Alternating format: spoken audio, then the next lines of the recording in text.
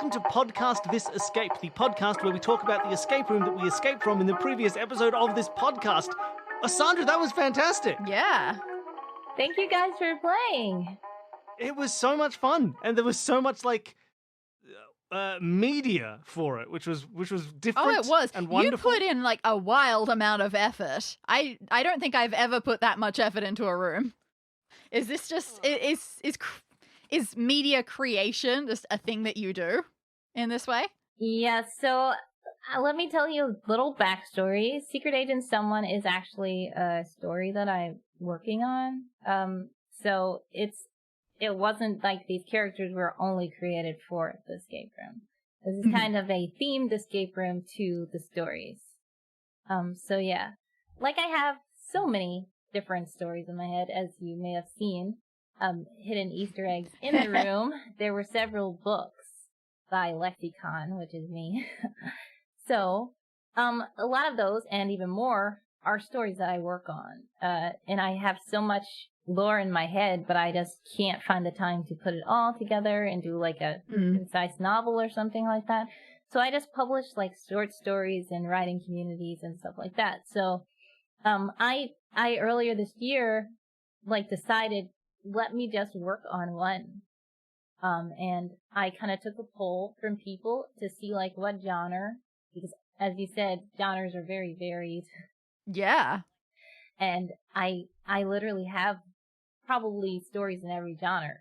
So I wanted to know which one should I start on. So I settled on Secret Agent Someone, which was when you guys wanted me to do a room. At first, I thought I was going to do a medieval room. Yeah, I remember having those discussions.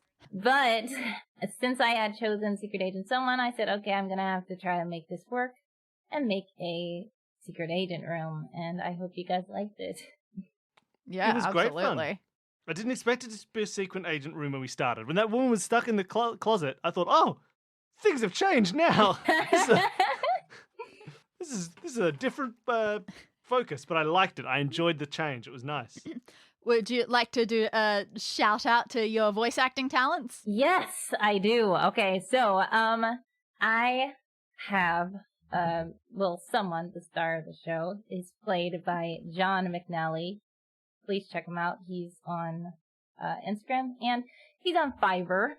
John McNally, and he's really good. He's so cool. And yeah, would I have heard him anywhere? His voice was one of those voices that's just, oh, that sounds like a famous voice. I must have heard that before. Yeah, he does quite a bit. And yeah, he's really, really cool. The rest of the voices were actually my family, which is funny. Oh. My mom, my dad, my siblings. And OC Wildlife, that is his, like you said, his was a little special, the news clip. Because he's working on a lot of YouTube stuff. So you can follow him, Wild Zoo Productions. He doesn't have much stuff out yet, but he's working on lots of stuff in the works behind the scenes. And he's planning on, pushing it all out there very soon. Excellent. Well, wonderful. It all sounded really good. Yeah, that was great fun to listen to. I have a question. I was looking at the numbers of those messages as you sent them, because they were this is cutscene number X, cutscene number, and I feel like we missed some. What? Were there any that we missed that were made that we didn't listen to? Well, what may have been is if you checked out different things in different orders. Ah. But I just put them in the order of when you find a helicopter key, she will say this, and that just happened to be number 3. But if you did it in a different order, that's okay. What is missing? It started with 3. I mean, that was when you first found her out of the closet. The reason why there's no 1, because 1 would be the first one of Brenda and Darius at the factory. Yeah. And then 2 is the one where someone in Constance tried to stop them from being taken. So everything else was just out of different orders because of what you looked at in the room, but it was able to still be, it's not like I didn't want the room to be so linear that you can't look at different things.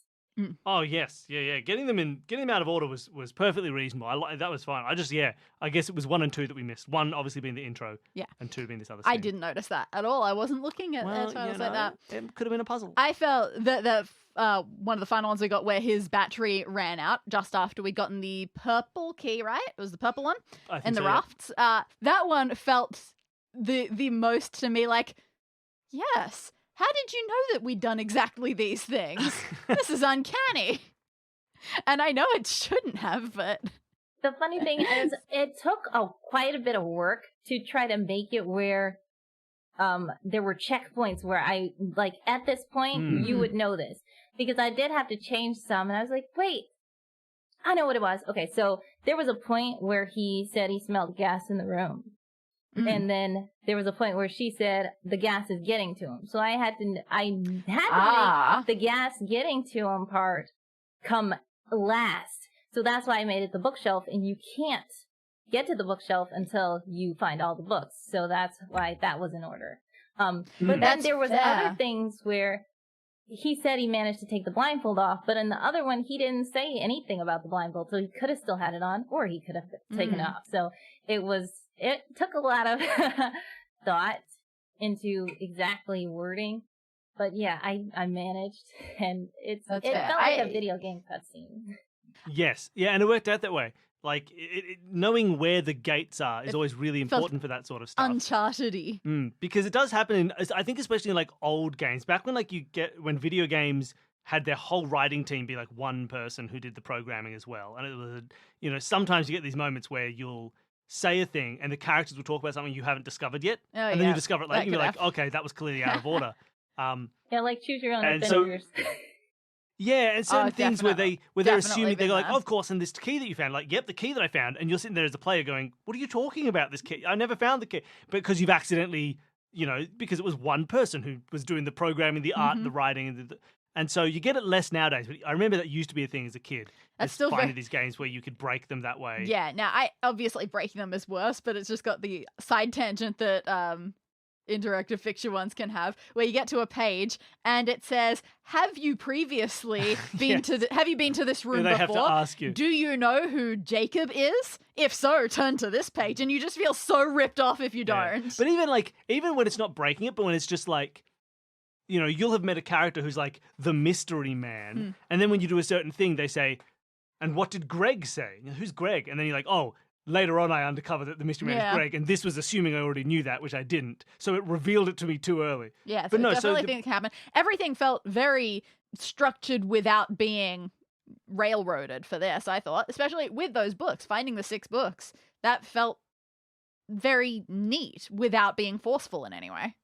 Yeah, thank you. The books also, there was a time where I did some play tests.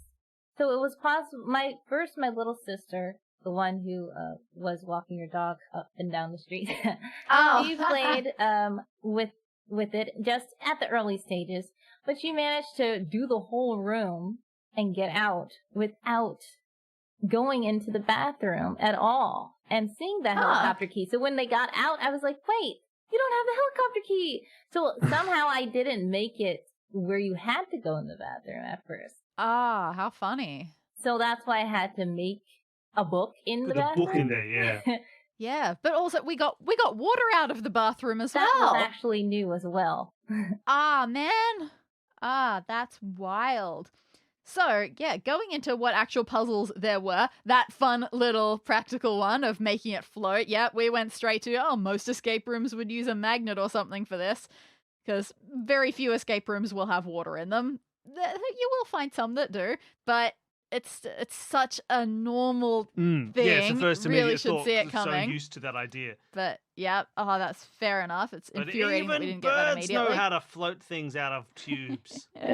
But yeah, that standard sort of thing that you just don't think about in this context, which is fantastic. Okay, we struggled with the going clockwise sunrise sunsets because we were trying to put times on those. I sunsets think it very was because of the specifically. sunrise sunset. Our immediate thought, like it was the clock represented time, sunrise and sunsets, it's like, oh, that'll be the order. Like, if we're going to pick a weird order, look, we can order them by chronology then, based on where the sunset is. But then, yeah, apparently I don't notice colors very well because I didn't notice that the picture frames were different colors. You had to tell me that. And then, yeah, if we'd had a better computer monitor, then maybe we wouldn't have had to zoom in 10 times to see that there were colors on a clock.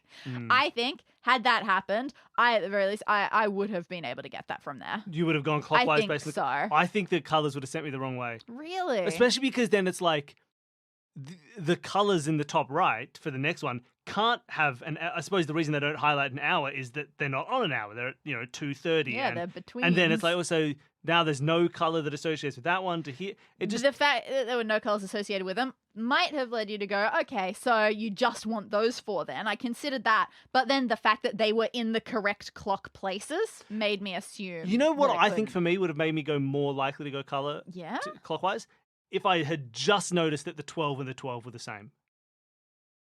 If the red was on 12 and just the red one, it was the only one with a colored border and the rest didn't have colors, I would have thought, oh, that's the same as a 12 on a clock, and then I should go clockwise. reckon? I think the fact that there were other colors made me want to solve stuff.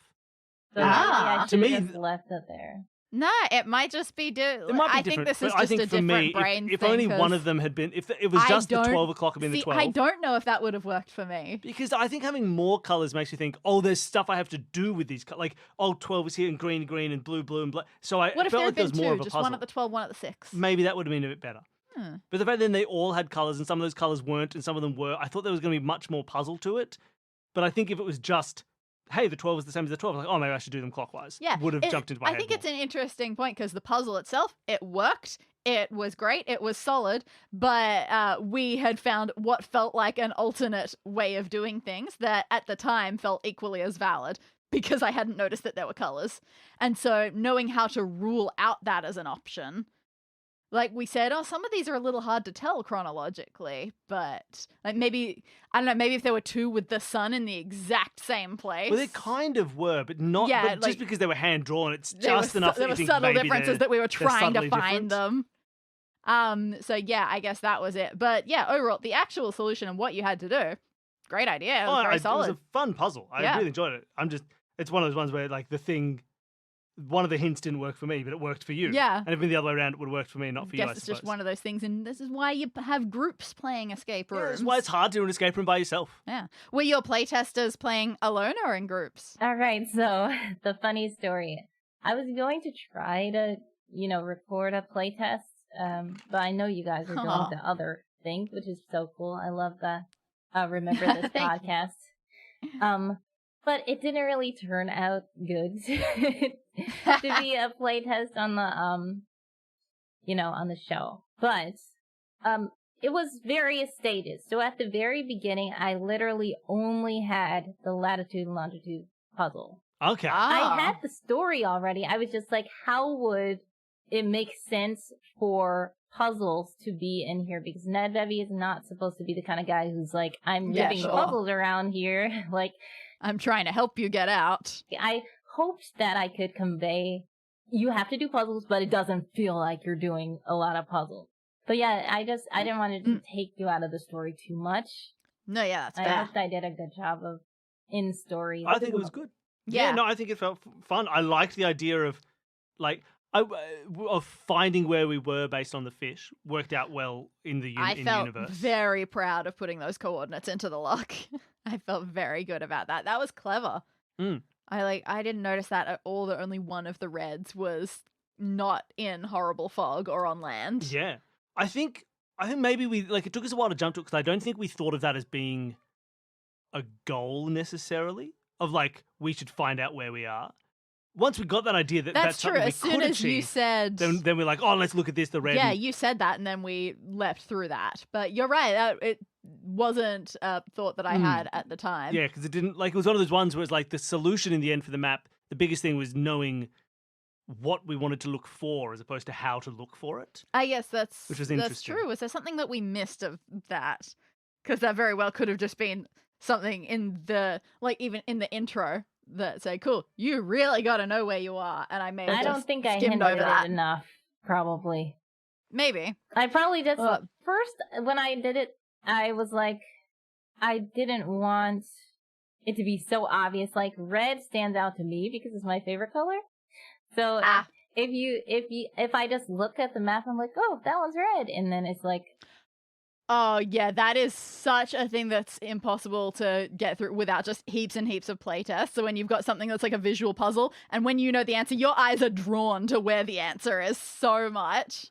But yeah, no, that didn't occur to me at all when looking at either the normal or the pollution map to see that one was a bit stand-alone-y in its way. It didn't occur to me, so it works really effectively. yeah, but maybe in the future I should hint somehow, like even if it's just dialogue saying, you know, if you knew where you were, maybe that would help or something like that. Yeah, I think maybe like some like It's- semi-throwaway yeah, line idea Super of like, throwaway almost. you know, just like a You well, won't be I able to can- get out of here unless you know where you are. Yeah, or even something. Yeah, just like oh, I can fly the helicopter. I mean, it'd help to know where we are, so I know where to fly to. But I could fly it somewhere, you know. And you're like, oh, okay, cool, all right. So it'd be helpful to know where we are. Just any like you wouldn't want it to be overt because that is kind of the puzzle to figure out that's what we're looking for. But that idea of that's a vague goal somewhere is not. It wouldn't be a bad idea Yeah. to have that. It wasn't necessary in this case, although we did need a little bit of a hint. It also didn't help that they were red herrings, so it felt like any kind of thought. Hey, I wanted to look at them. But the problem is, I anytime wanted you to do use put them. any thought into a puzzle that has a red herring in it, like We it's have hard been to stop and put thought burned into it, before by our because someone guest will- GMs and their red Yeah, herrings. because guest GM is like, why are you wasting time solving this puzzle? It's literally a red herring. Obviously, you shouldn't do it. And so you feel like you don't want to start putting effort in because it's like, if I put effort in, clearly I shouldn't. It's a red herring. Yeah, but there were pictures of fish. That's a lot of effort to go for a joke. And I will tell you, those are literal herring fish that I took and then I colored them red on purpose. And I put in the notes, know your species, know your meme. Nice. No, I like them, and yeah, I thought it worked. But oh yeah, it's clever just seeing the picture of happy red fish in happy clear water. It's nice. And it wasn't just the picture. The description of the fish leading up, or when we looked out, was like, Yeah. looking out, there is no pollution anywhere. Yeah, you're in a nice spot, and again, the that area felt, that you are that in felt does not have throwaway. pollution. So yeah, that was very effective hinting. Yeah, and that was good because of that connected word. It was like, oh, wait a minute, we know where there is Mm. pollution. So that's kind of helped get it in the end. Yeah. Just the idea of, hey, you know. Yeah, this was one of those things where, like, as soon as we knew what we were doing, it was so easy to get that click and feel proud and go, yep, I know we have done this. I know we've got it. And that's a really good feeling. So that was fun. Mm. Now, speaking of good feelings, but that were also slightly horrifying, listening to those things for the metal door at the end. Oh my gosh, having to do that audio-wise, like, it's the only way that makes sense, but boy, was that hard. But it's the audio equivalent of when people say, when they write down that stuff, which is like the Oh, the mind visual the, gags. and then on the next line it says The the gap, gap. and you read as mind the gap, and you don't do the Yeah. double V. Or they say how many O's are in this word, And you then don't- you never count the no. word of or for. Your brain just It's completely the discounts Fs them. Or the usually, F. but yeah. right. You just literally don't look at them. It was exactly like It's the that. same It thing. was very unnerving how hard that You know, was. you're sitting there thinking, I'm listening for rights and lefts, and the character says, all right, so I'm just going to think that, you know, right, is it right to say Oh, that there's a yeah, left? And you go, that- oh, there was one left in there. that Like, right where he was saying right, that was I was never going but to it's hear the same that. thing. It's the audio. It's like your brain just goes, that's a filler word, so I'll Yeah. ignore it because these are filler words, and I understand that they have Human no brains meaning. are awful, and I'm awful used to just, things. like, They don't work. cutting them out. And yes, to actually support that, when I was writing these scripts, at first I had her say the girl was walking down the street with their dog, and then I was like, wait, it said down. So that's a word, so I need to take it out. Yeah. I was thinking that the entire time, how tricky it must have been to even just write them and make sure that those words didn't accidentally sneak in. You're absolutely right. Sneak in. Yeah, that. I was I totally wanted trying. to make it make sense where, in order, if In you order. say, you know, on, off, there can't be two offs lined up. Yes. Because then how can That. you turn it back off? So Yeah. it was a little tricky, but I feel a little proud of how it turned out. Even That though was I know that very it would fair. be way That was an out. simpler. Turned out. Oh, yeah. It would have been way simpler if it was just written, of course. Oh yeah, it would have been easier written, but that's the point. Like it's, if you were writing it, you would change it to do those visual tricks. You'd put the double words on 2 separate lines. You'd do, you'd try and do those. So it's good to use the audio version. Because we got essentially the written version of this when we were doing those numbers in the red letter. Yeah, true. Same so sort we of got puzzle, both but the other way around. versions. But it was great. It was really fun to do. I am mystified that actually came back. That was something that we spotted immediately right at the start, and then went, yeah, I wonder if that's ever going to be anything. And then it was right at the end. Right at the end. Yes, it was funny because on one of these episodes, one of the guest GMs was saying something about tying in something from the beginning all the way to the end. I was like, I have that in my room. Yeah. And I was like, I can't say feels anything good. because you guys will know. Yeah, it feels good, and you do forget. And again, that was just one where it wasn't like you've got a key that you're holding since the very beginning. I wasn't sure if this was ever going to be a thing or if I'd made it all up. It was wild. Oh, and speaking of made it all up, I did not get the backwards kaboom thing because your joke about move back was too good. It convinced me. I just went, yeah, I get that.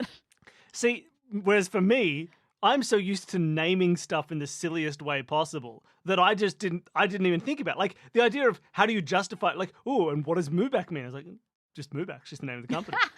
Like I don't we don't need it to mean move back or kaboom backwards. It's just move back. That's fine to me. That's interesting. To me, it did look like a deliberate word that it had some meaning. Move back is 100% the kind of name that I would give to a duck in Stardew Valley for no reason. I'd be like, oh, this duck, it's going to be called Moo Back. Why not? That's a name for an animal.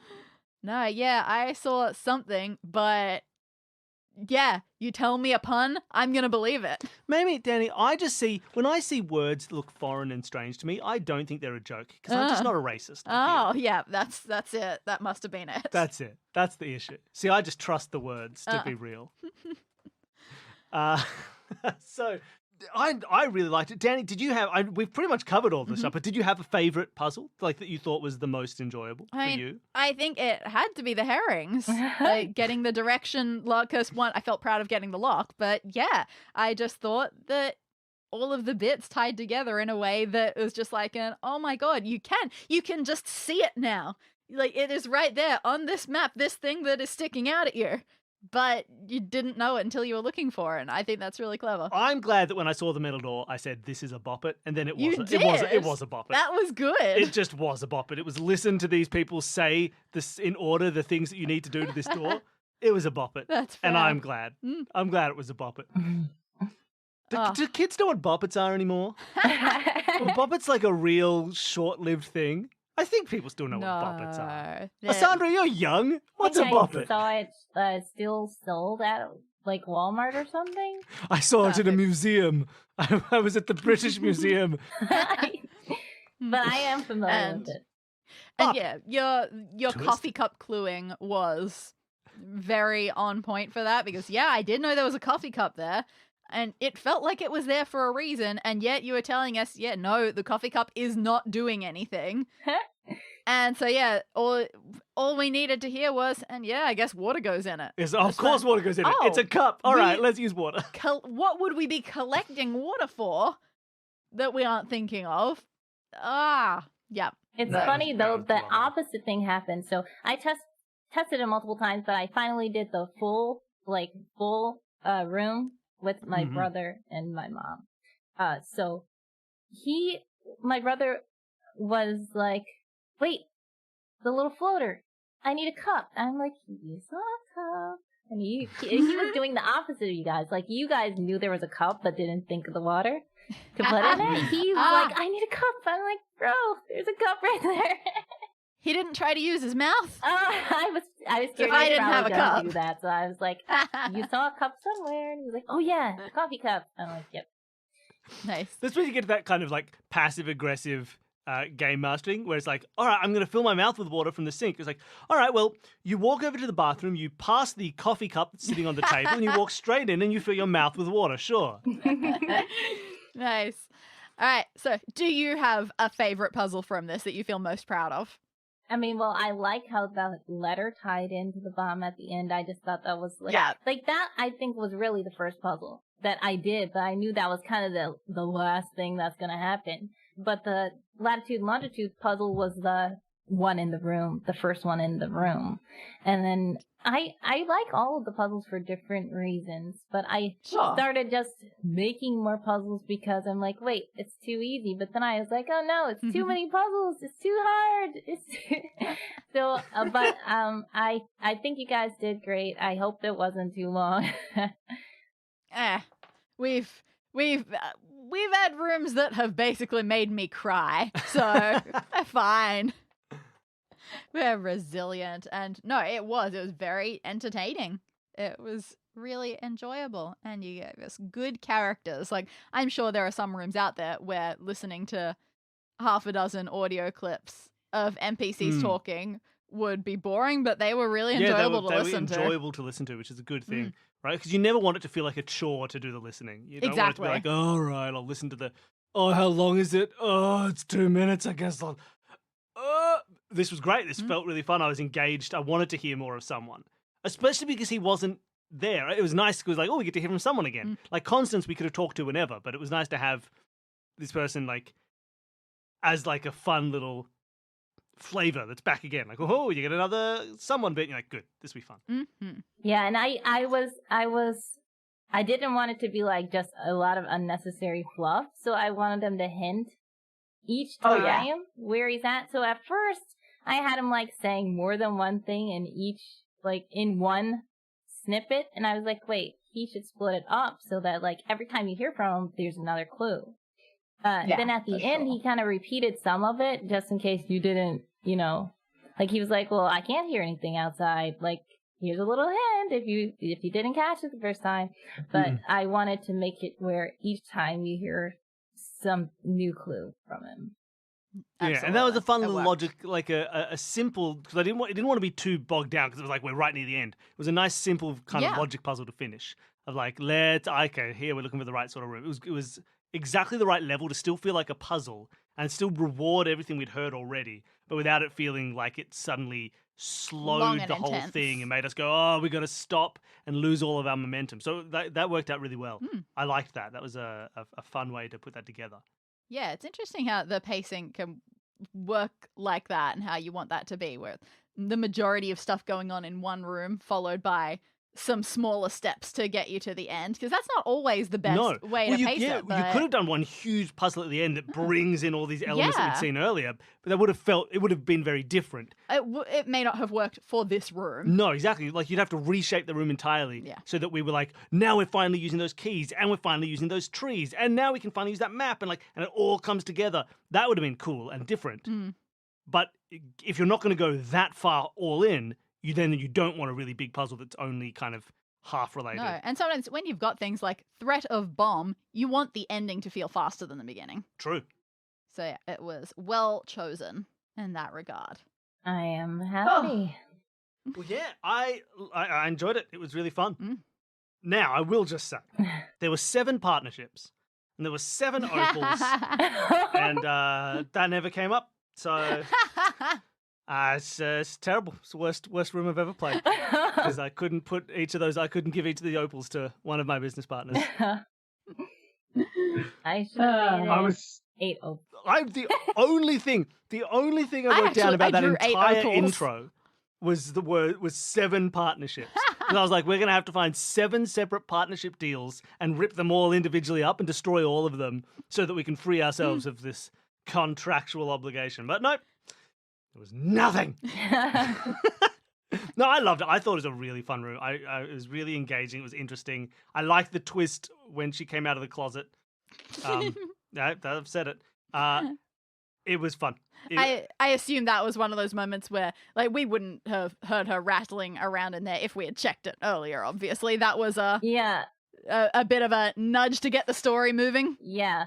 The reason was only because you were going to check out the paintings, and if you managed to open the safe without her, she was supposed to say something about the safe, but she couldn't if she wasn't found. So that's why I just had to nudge. So there is a note in the GM notes saying if at this point the players didn't check the closet, maybe nudge them to check the closet.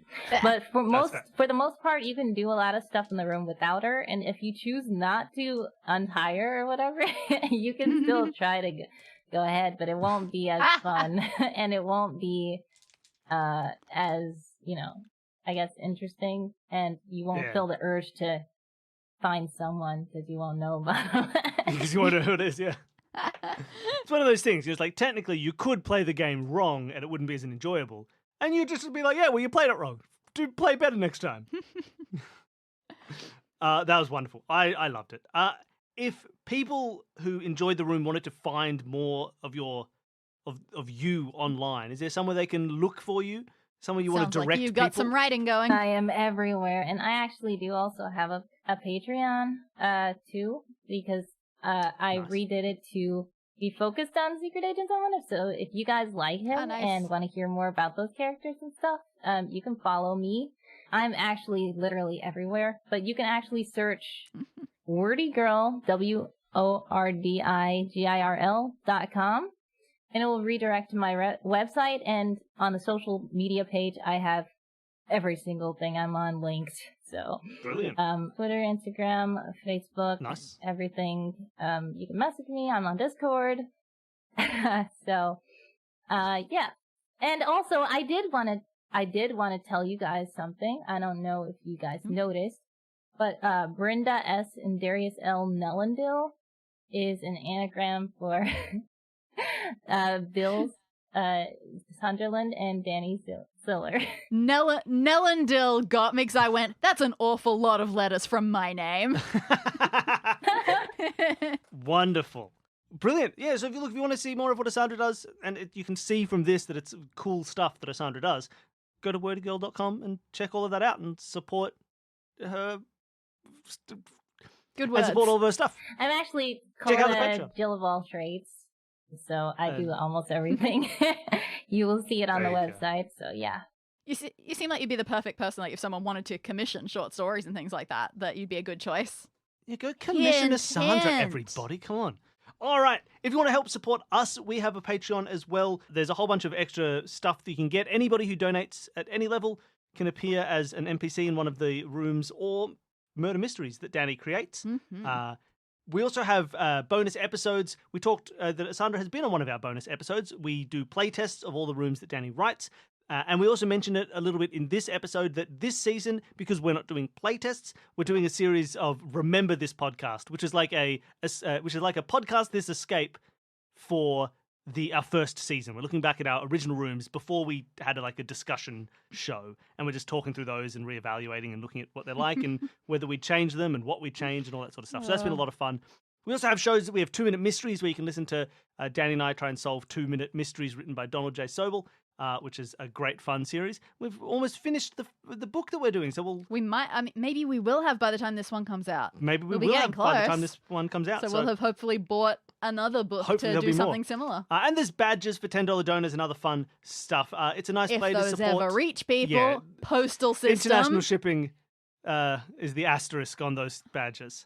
So if you want to support the shows that we make and you want to help other people enjoy our shows for free by taking on the role of a patron, you should check that out.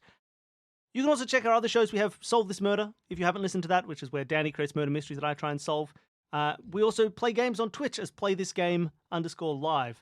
We've played through Myst and Riven recently. We've played through all of the Nancy Drew games. There's a whole bunch of fun stuff on there, puzzle games and other things. So come and check us out there as well. All right, thank you everybody for listening. Thank you, Danny, for playing with me and solving the puzzles I didn't solve.